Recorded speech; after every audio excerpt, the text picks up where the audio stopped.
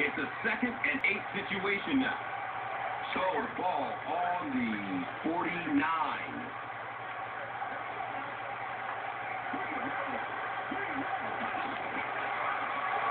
Decides to run. He finds a lane. Boy, in that kind of situation, you just think that if they're going to pick up the first down on you, they're going to have to do it throwing the football. But that time the quarterback got out in the open field. He got it done.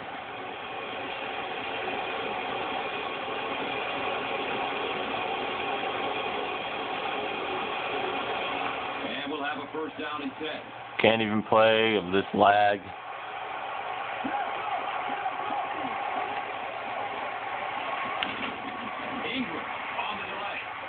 Impossible play. The offensive lineman to get down on the linebackers. It really gives those linebackers a chance to look great.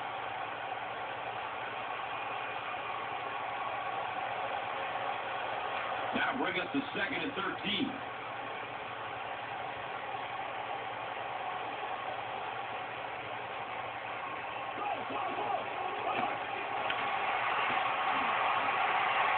Steps and throws to the left side.